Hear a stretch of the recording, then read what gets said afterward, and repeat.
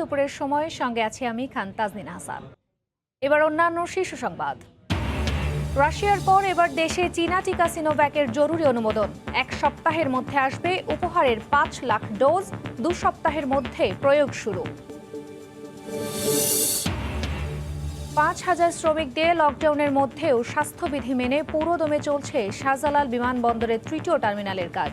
নির্ধারিত সময়ের আগেই চালুর আশা।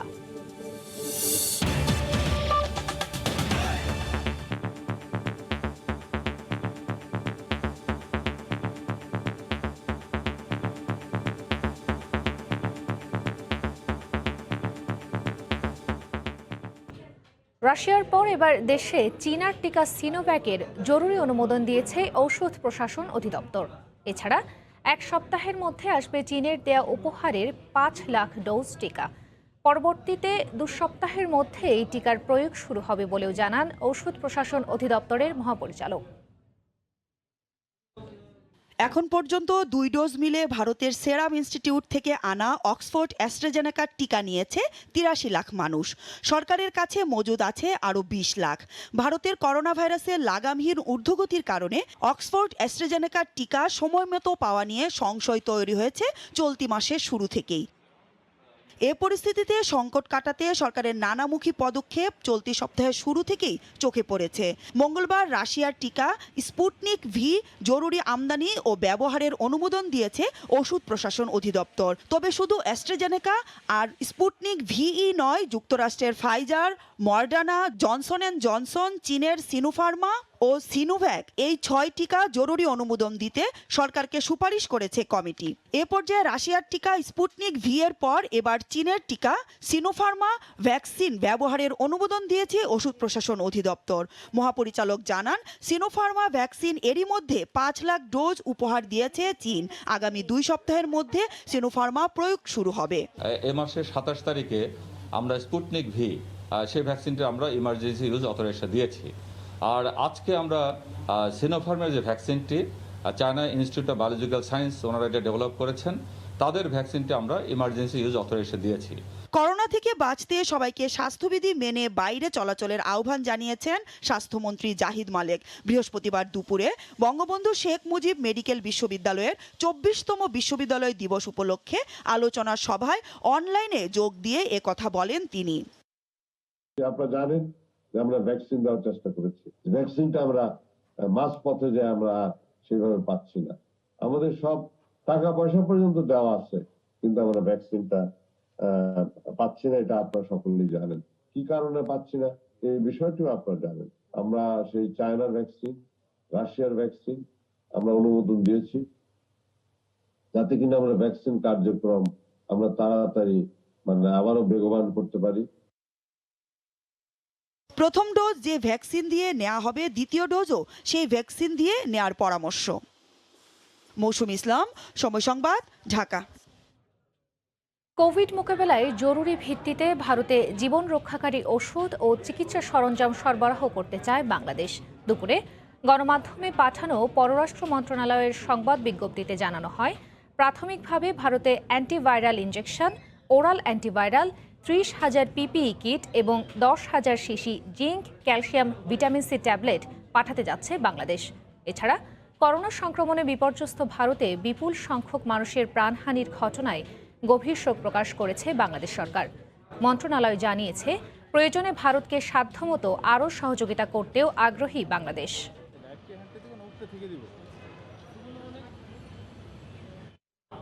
স্বল্প খরচে করোনা রোগীকে উচ্চ গতির অক্সিজেন দিতে সক্ষম দেশীয় প্রযুক্তির সিপ্যাপ ভেন্টিলেটর। বুয়েটের বায়োমেডিক্যাল ইঞ্জিনিয়ারিং বিভাগ যন্ত্রটির নাম দিয়েছে অক্সিজেট। মিনিটে 7 লিটার পর্যন্ত অক্সিজেন সরবরাহ করতে পারায় চিকিৎসকরা এটিকে হাইফ্লো নেজাল ক্যানুলার সঙ্গে তুলনা করছেন। বিদ্যুৎ ছাড়াই চলবে এই যন্ত্রটি। ইতোমধ্যেই বাংলাদেশ চিকিৎসা গবেষণা পরিষদ বিএমআরসির ক্লিনিক্যাল ট্রায়ালের প্রথম ও দ্বিতীয় ধাপ সফলভাবে অতিক্রম করেছে। মুজাহিদ শুভর রিপোর্ট। মাত্র 25,000 টাকায় তৈরি দেশীয় প্রযুক্তির অক্সিজেট একটি সূক্ষ্ম ভেঞ্চুরি ভালভের মাধ্যমে বাতাস ও অক্সিজেনের সংমিশ্রণ তৈরি করে মিনিটে 60 লিটার গতিতে অক্সিজেন সরবরাহ করে। মেডিকেল অক্সিজেন সাপ্লাই ও দ্বৈত ফ্লোমিটারের সাহায্যে এটি প্রয়োজনে 100% পর্যন্ত অক্সিজেন কনসেন্ট্রেশন দিতে পারে। সাধারণ ওয়ার্ডেই উচ্চ গতির অক্সিজেন সরবরাহ সম্ভব হওয়ায় সহজেই আইসিইউতে রোগীর চাপ কমানো সম্ভব। হাইফ্লো নেজাল ক্যানুলার উচ্চ মূল্য এবং ব্যবহারে উন্নত প্রশিক্ষণের প্রয়োজন পড়ায় অ্যাম্বুলেন্স বা সাধারণ ওয়ার্ডে ব্যবহার করা সম্ভব হয় না। দেশে করোনা সংক্রমণের শুরুতে উচ্চ গতির অক্সিজেন সরবরাহে নানা সীমাবদ্ধতা দেখেই এই যন্ত্র আবিষ্কারে উৎসাহিত হয়েছেন, জানালেন প্রযুক্তির মূল উদ্যোক্তা বুয়েট শিক্ষক ডক্টর তৌফিক হাসান। 15 লিটার অক্সিজেন যদি আমরা সাপ্লাই দিই, এখানে যে ভেঞ্চুরি ভালভটা আছে সেটি বাতাস থেকে অক্সিজেন এবং অক্সিজেন সমৃদ্ধ বাতাস টেনে নেবে এনভায়রনমেন্ট থেকে 60 লিটার বা 65 লিটারের এরকম একটা ফ্লো ক্রিয়েট করবে। এই পথ দিয়ে আমরা যদি চাই অ্যাডিশনাল অক্সিজেন অ্যাড করতে পারি, কারণ পেশেন্টের অনেক সময় অক্সিজেনের নিডটা বেশি হয়। কোভিডের দ্বিতীয় ঢেউয়ে উচ্চ গতির অক্সিজেনের চাহিদা বাড়ায় এই সময়ে বিদ্যুৎবিহীন যন্ত্রটি গুরুত্বপূর্ণ ভূমিকা পালন করবে বলে মত সংক্রামক ব্যাধি বিশেষজ্ঞদের। এই অক্সিজেনটা দিয়ে কিন্তু আপনি রোগী ট্রান্সপোর্ট থেকে শুরু করে রোগীদেরকে উপজেলা পর্যায়েও কিন্তু এই ধরনের রোগীকেও কিন্তু আমরা ওখানে চাইলে সাকসেসফুলি চিকিৎসা করতে পারবো। তৃতীয় ধাপে সফলতা পেলেই এটি গণমানুষের ব্যবহারের জন্য উন্মুক্ত করা যাবে বলে জানিয়েছেন ক্লিনিক্যাল ট্রায়ালের কো-ইনভেস্টিগেটর ও স্বাস্থ্য অধিদপ্তরের পরিচালক অধ্যাপক ডাক্তার রোবেদ আমিন। এটা ভালো প্রসপেক্ট এবং রোগীটা বেটার ফিল করতেছে, অক্সিজেন সিচুয়েশনটা ভালো থাকতেছে এবং উইথ দিস চিপ বড় স্যাম্পল নিয়ে কাজটা করে যদি রেজাল্ট নিয়ে আসতে পারি তখন আমরা ভালো রিকমেন্ডেশন দিতে পারবো যে আমাদের হাই ফ্লো নেজাল ক্যানুলার নামে যে ইয়াটা চলছে, হাইপটা চলছে, এটা হয়তো তখন কমে যাবে। বর্তমানে বুয়েটে জরুরি ভিত্তিতে 50টি অক্সিজেট তৈরি করা হচ্ছে। বাণিজ্যিকভাবে তৈরি করা গেলে এক একটি অক্সিজেটের খরচ পড়বে মাত্র 15,000 টাকা। মুজাহিদ শুভ, সময় সংবাদ, ঢাকা। আগুন সন্ত্রাসে যারা জড়িত ছিল কেবল তাদেরই সাম্প্রতিক সময়ে গ্রেফতার করা হয়েছে বলে জানিয়েছেন আওয়ামী লীগ সাধারণ সম্পাদক ওবায়দুল কাদের। সকালে এক ভার্চুয়াল সভায় তিনি কথা বলেন। সুনির্দিষ্ট তথ্য প্রমাণের ভিত্তিতেই আইনশৃঙ্খলা বাহিনী তাদের আটক করেছে। এ নিয়ে কল্পকাহিনী তৈরির কোনো সুযোগ নেই বলেও মন্তব্য করেন ওবায়দুল কাদের। যারা ভিডিও ফুটেজে যাদের ছবি আছে সেটা দেখেই কিন্তু গ্রেপ্তার করা হচ্ছে। কোনো আলেম ওলামাকে যারা নিরীহ তারা হেফাজত করলো, হেফাজতের সবাই যে জ্বালাও পোড়াওতে বিশ্বাসী নয় একথা হেফাজত নেতাদেরও অনেকে বলেছেন ইতিমধ্যে। কাজে যারা জ্বালাও পোড়াও করে তাদের ভিডিও ফুটেজ আছে, ভিডিও ফুটেজ দেখে গ্রেপ্তার করা হচ্ছে, আলেম ওলামা দেখে নয়। লকডাউনের মধ্যেই পুরো দমে চলছে শাহজালাল আন্তর্জাতিক বিমানবন্দরে তৃতীয় টার্মিনাল নির্মাণের কাজ। 5,000 শ্রমিকের স্বাস্থ্য সুরক্ষা নিশ্চিত করেই এগুচ্ছে 21,500 কোটি টাকা ব্যয়ের এই মেগা প্রকল্প। এর মধ্যে 15.5% কাজ হলেও কর্তৃপক্ষ আশা করছেন নির্ধারিত সময়ের আগেই শেষ হবে সম্পূর্ণ কাজ। এটি চালু হলে যাত্রী সেবা ও আধুনিকতায় নতুন যাত্রা যুক্ত হবে বলেও বলছেন কর্তৃপক্ষ। হাজেরা শিউলির রিপোর্ট। হযরত শাহজালাল আন্তর্জাতিক বিমানবন্দরের ভিভিআইপি টার্মিনালের দক্ষিণ পূর্ব কোণে বলাকা ভবনের পাশে 350 একর জমির ওপর চলছে তৃতীয় টার্মিনাল নির্মাণের কর্মযজ্ঞ। ইতিমধ্যে শেষ হয়েছে টার্মিনাল ভবনের পাইলিং, দাঁড়িয়ে গেছে ভিত। ক্যাম্পে আমাদের থাকার ব্যবস্থা অনেক ভালো, স্পেশালি থেকে আমরা রাত্রে রাত যাপন করে দূরত্ব বজায় কাজকর্ম করতেছি। তার মধ্যে আমাদের কোভিড-19 চেক করা হইতেছে। যদি কোনো ধরনের প্রবলেম হয় যে কারো পজিটিভ আসে সেক্ষেত্রে আমরা ইমিডিয়েটলি আইসোলেট করে নিচ্ছি। করোনা মহামারীতেও প্রকল্পের কাজ সচল রাখতে নেওয়া হয়েছে বিশেষ ব্যবস্থা। প্রকল্প এলাকায় 5 শতাধিক শ্রমিকের আবাসনের ব্যবস্থা ছাড়াও স্থাপন করা হয়েছে মেডিকেল সেন্টার। প্রতিদিনই হচ্ছে কর্মীদের স্বাস্থ্য পরীক্ষা। লকডাউনে সব দেশের সঙ্গে ফ্লাইট চলাচল না থাকায় আটকা পড়েছেন প্রকল্পে নিযুক্ত অনেক বিদেশি প্রকৌশলী ও পরামর্শ। তবে অনলাইনে যোগাযোগের কারণে তেমন সমস্যা হচ্ছে না বলে জানালেন সিভিল এভিয়েশন চেয়ারম্যান। টার্মিনাল ভবনের পাশাপাশি আমাদের যে রানওয়ের সাথে কানেক্টিং যে ট্যাক্সি ট্রাক অতিরিক্ত করা হয়েছে, ওই দুটা কাজ প্রায় শেষ পর্যায়ে আছে। আমাদের এক্সপোর্ট ইম্পোর্ট কার্গো টার্মিনালের ওইখানে পাইলিং করে ওখানে পাইলিংয়ের কাজগুলো এখন চলতেছে। অলরেডি প্রায় 15%-এর উপরে 15.5%-এর মতো কাজ হয়ে গেছে। পদ্ম ফুলের আদলে নান্দনিক নকশা তৃতীয় টার্মিনালটি হলে পাল্টে যাবে পুরো বিমানবন্দরের চেহারা। সম্পূর্ণ স্বয়ংক্রিয়ভাবে পরিচালিত হওয়ায় দূর হবে যাত্রী হয়রানি ও ভোগান্তি, আর বাংলাদেশ হয়ে উঠবে এ অঞ্চলে আকাশপথে যোগাযোগের অন্যতম কেন্দ্রস্থল। আমাদের এখানে গ্রাউন্ড হ্যান্ডলিং ফ্যাসিলিটিস, আমাদের এখানে এয়ারক্রাফট পার্কিং ফ্যাসিলিটিস বাড়বে, আরও বেশি পরিমাণে আমাদের এয়ার কানেক্টিভিটি বাড়বে, অনেক দেশ আমাদের এখানে আরও বেশি আসবে। বিদ্যমান টার্মিনাল দুটির সক্ষমতা ফুরিয়ে আসায় বর্তমানে শাহজালাল বিমানবন্দরে একসঙ্গে একাধিক ফ্লাইট নামলে হিমশিম খেতে হয় কর্তৃপক্ষকে। তৃতীয় টার্মিনাল হলে বছরে 2 কোটি যাত্রীকে সেবা দিতে পারবে আন্তর্জাতিক এ বিমানবন্দর। হাজিরা শিউলি, সময় সংবাদ, ঢাকা। করোনার দ্বিতীয় ঢেউয়ে যখন সব স্থবির, তখন এর মধ্যেই এগিয়ে চলছে ঢাকার চারপাশের নদী তীর রক্ষার কাজ। প্রকল্প সংশ্লিষ্টরা জানান, ইতোমধ্যেই ঢাকা প্রান্তে শেষ হয়েছে 70% আর নারায়ণগঞ্জ প্রান্তে 30% কাজ। এছাড়া পরিকল্পনা কমিশন থেকে সংশোধিত ডিপিপি দ্রুত অনুমোদন হলে নির্দিষ্ট সময়ের মধ্যেই বাকি কাজ শেষ হবে বলে প্রত্যাশা বিআইডব্লিউটি-এর। মাহমুদ রাকিবের রিপোর্ট। করোনার দ্বিতীয় ঢেউয়ের মধ্যেও জোরে সোরে চলছে জেটি নির্মাণের কাজ। ঢাকার চারপাশের নদীকে ঘিরে যুগ যুগ ধরে ব্যবসা বাণিজ্য গড়ে উঠলেও নৌযান থেকে পণ্য ওঠানো নামানোর জন্য নেই জেটি কিংবা আধুনিক ঘাট। তাই ঢাকার চারপাশের নদী তীর রক্ষা প্রকল্পের মধ্যে তীর রক্ষার পাশাপাশি করা হচ্ছে এমন আধুনিক 6টি আরসিসি জেটি। প্রকল্প সংশ্লিষ্টরা জানান, প্রতিটি জেটি নির্মাণে ব্যয় হবে 4 কোটি টাকা, যেখানে একসঙ্গে ভিড়তে পারবে 3টি করে জাহাজ, যার কাজ মে মাসের মধ্যে শেষ হবার কথা। এছাড়া ঢাকা ও টঙ্গী প্রান্তে 3000-এর মধ্যে শেষ হয়েছে 2300 স্থায়ী সীমানা পিলারের কাজ, আর নারায়ণগঞ্জ প্রান্তে 2000-এর মধ্যে 600টি। আমরা যে ওয়াকের উপর দাঁড়িয়ে আছি, এখানে 3.5 কিলোমিটার ওয়াকের একটা প্রজেক্ট, এটা প্রায় 90% ডান। 30 জুনের মধ্যে এই কাজগুলো হ্যান্ড ওভার করবে। আমাদের 1 কিলোমিটার কিওয়াল ছিল, কিওয়াল ডান। 2.5 কিলোমিটারই ওয়াইকন পাইল ডান। 6টা আরসিসির মধ্যে 3টি হয়ে গেছে, আর 3টার 50% কাজ হয়ে গেছে। 6টা জেটির মধ্যে মে 30 তারিখের মধ্যেই আমাদের 6টা জেটি আমাদের কাছে হ্যান্ড ওভার করার কথা। বিএডব্লিউটি চেয়ারম্যান জানান, করোনার দ্বিতীয় ঢেউয়ে কিছুটা নেতিবাচক প্রভাব পড়লেও তারা এবার আগ থেকেই প্রস্তুত থাকায় কাজের অগ্রগতিতে প্রভাব পড়বে না। কিছুটা নেতিবাচক প্রভাব তো পড়বেই, কারণ বেশ কিছু শ্রমিক আছে যারা লকডাউনের কারণে চলে যেতে চাচ্ছিল। তবে আমরা এবার আগে থেকেই প্রস্তুত ছিলাম যে আমাদের একটা ওয়ার্ক প্ল্যান তৈরি করা আছে, সেই ওয়ার্ক প্ল্যান অনুযায়ী যেহেতু কাজ চলছে, লকডাউনের জন্য যে একটা কাজ স্থিমিত হয়ে যাওয়া সেটা আশা করি এবার আমরা কাটিয়ে উঠতে পারবো। এছাড়া প্রকল্প সংশ্লিষ্টরা জানান, 52 কিলোমিটার ওয়াকওয়ের মধ্যে টেন্ডার শেষ হয়েছে 30 কিলোমিটারের। পরিকল্পনা কমিশন থেকে সংশোধিত ডিপিপি অনুমোদন হওয়ার পর হবে বাকি 22 কিলোমিটারের টেন্ডার। প্রকল্প সংশ্লিষ্টরা বলছেন, ঢাকার চারপাশের নদীতীর রক্ষার কাজ এখন প্রায় 40 থেকে 50% এভাবেই পুরোপুরি দৃশ্যমান হয়ে উঠেছে। তাই তারা বলছেন, পরিকল্পনা কমিশন থেকে চূড়ান্ত ডিপিপির যদি অনুমোদন আগামী 1 থেকে 1.5 মাসের মধ্যেই হয়ে যায়, তাহলে নির্দিষ্ট সময় অর্থাৎ 2023-এর জুনের মধ্যেই ঢাকার চারপাশের তীর রক্ষার এই কাজ সম্পন্ন হয়ে যাবে।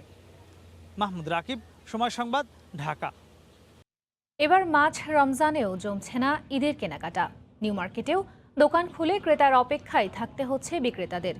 ভালো বিক্রির প্রস্তুতি নিয়ে বড় লোকসানের আশঙ্কায় রয়েছেন অনেকেই। ছোট বোনকে সঙ্গে নিয়ে কেরানীগঞ্জ থেকে নিউ মার্কেট এসেছেন সোহাগ দম্পতি। সকাল সকাল আসার কারণ, ভিড় ছাড়াই সারতে চান ঈদের কেনাকাটা। দিনের শুরুতে যারা ঘুরছেন এ দোকান থেকে ও দোকান, তারা প্রত্যেকেই জানালেন একই কথা। প্রতিটা দোকানই ফাঁকা, কোনো কাস্টমারের লোকজন নেই। তো আমি ঘোরার পর দেখতে পাইতেছি যে আমরা যে 2-4-10 জন কাস্টমারই পুরো নিউ মার্কেটের মধ্যে ঘোরাফেরা করতেছি। সময় গড়ানোর সঙ্গে সঙ্গে নিউ মার্কেটে বাড়তে থাকে ক্রেতা সমাগম। তারপরও নেই কেনাকাটার চিরচেনা সেই ব্যস্ততা। কেনাকাটা তো ঈদের জন্য, বাচ্চাদের জন্য দেখতেছি এখন অত ভিড়ভাড়টা নাই, এই জন্য সকাল সকাল আসলাম। ঈদ আসতেছে সামনে, ফ্যামিলির মার্কেট করতে হবে, এই কারণে আসা হয়েছে তাড়াতাড়ি। বেচাকিনি প্রায় আপনার 100-র মধ্যে 80% করে বেচা যায়, 20% নিতেছে। লোকসান এমন আকারে যে আমার হিসেবে যে আমার বেতন বোনাস থেকে যাবে। আমাদের প্রত্যেক মাসেই প্রায় মনে করেন যে লাখের উপরে লস আছে। মার্কেট কর্তৃপক্ষ বলছেন, এবার রমজানে বেচাকেনা নেই বললেই চলে।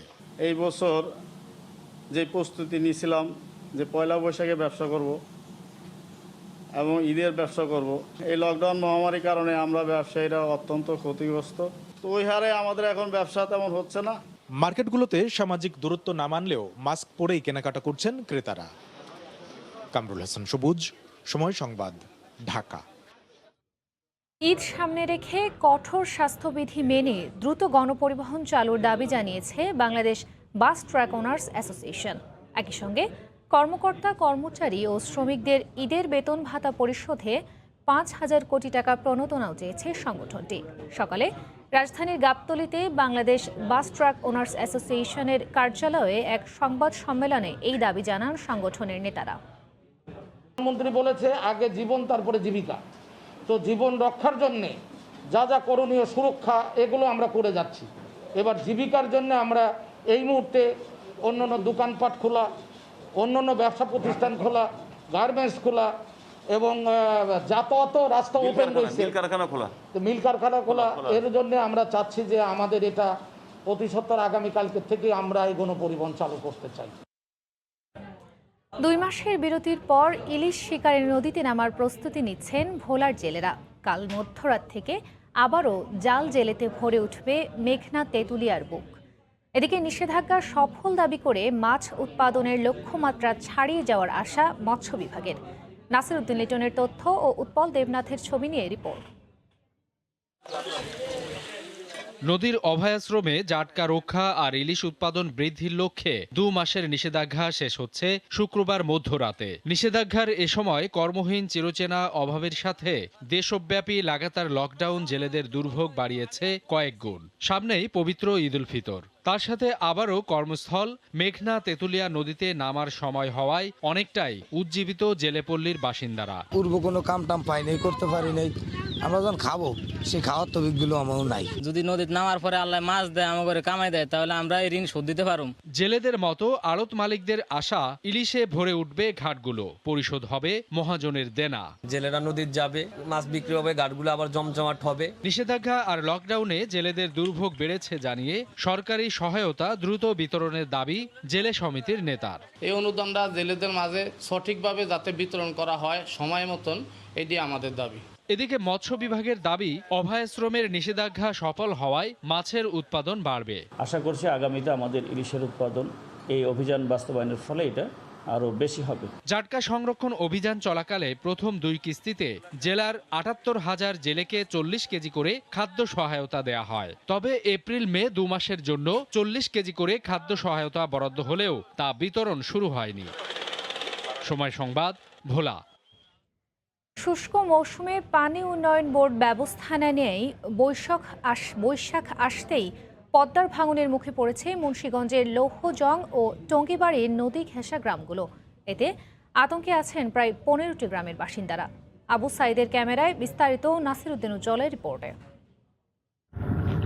বৈশাখী বাতাসের সাথে সাথে পদ্মার ঢেউ আছড়ে পড়ছে তীরের জনপদে। ঠিকানা হারানোর শঙ্কায় দিন কাটে নদী তীরের মানুষের। জেলার লৌহজংয়ের খড়িয়া, দক্ষিণ হলদিয়া, কনকসার, সন্দিসার, বেজগাঁও, গাউদিয়া, ডোহরি, কলমা এবং টঙ্গিবাড়ির মূলচর, হাইয়ারপাড়, সরিষাবন, সাতপচর, ধানকোড়া ও কান্দারবাড়ি গ্রামে এখন ভাঙন আতঙ্ক। পদ্মার ভাঙনে গেল বর্ষায় লৌহজংয়ের 9টি গ্রাম নিশ্চিহ্ন হয়ে যায়। তাই শুষ্ক মৌসুমে ভাঙন রোধে পানি উন্নয়ন বোর্ড কোনো ব্যবস্থা না নেয় ক্ষোভ গ্রামবাসীদের। এই বছরে যদি বান্ডারের ব্যবস্থা না হয় তাহলে গদ্দুয়ার ব্যাঙ্গে অন্য জায়গায় যাওয়ান লাগবো। বর্ষা ছাড়াও খরালি কালেও আরো তার চেয়ে আরো বেশি ভাঙতেছে, তা সেজন্য আমাদের এই বেড়িবাঁধটা অবশ্যই জরুরি। বর্ষাকালে আরো ভেঙে যাইব, বস্তা তো ফেলে না। ভাঙন রোধে স্থায়ী বাঁধ নির্মাণ প্রকল্প বাস্তবায়ন সহ আগাম ব্যবস্থার কথা জানালেন দায়িত্বশীলরা। বর্তমানে এখানে 250 মিটার অস্থায়ী প্রতিরক্ষামূলক কাজ হাতে নেওয়া হয়েছে এবং এনডিআর মাধ্যমে আমরা এই কাজটা করতেছি। 700 কোটি টাকার প্রকল্প প্রি-একনেকে পাস হয়েছে, এখন ইনশাল্লাহ মাননীয় প্রধানমন্ত্রীর সামনে যাবে এবং এইটা উনি পাস করে দিলে লৌহজংয়ের যে অর্ধেক উপজেলা আছে এইটা অন্তত নিরাপত্তা বাড়ে এবং ভাঙন থেকে রক্ষা পায়। পদ্মার ভাঙন থেকে উত্তর দিগলি, বড় নওপাড়া, ভোজগাঁও চরের যেটুকু এখনো আছে তার অস্তিত্বও যে কোনো সময় বিলীন হয়ে যেতে পারে।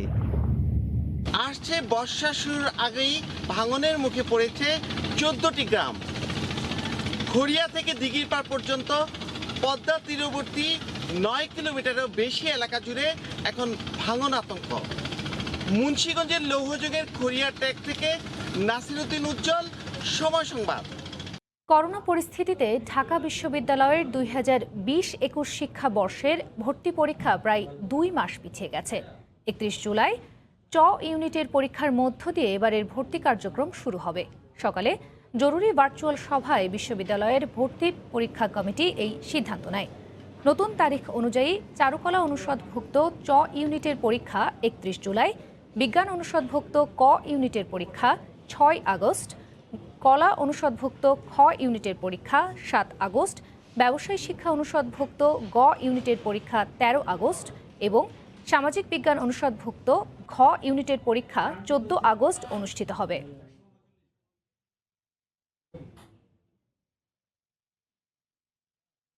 চট্টগ্রামে কুড়িয়ে পাওয়া কন্যা নবজাতককে 5 দিনের মধ্যে আদালতের নির্দেশে এক দম্পতির হাতে তুলে দেওয়া হয়েছে। রোজার সময় কন্যা শিশুটিকে পাওয়ায় তার নাম রাখা হয়েছে রোজাই রাত্রি।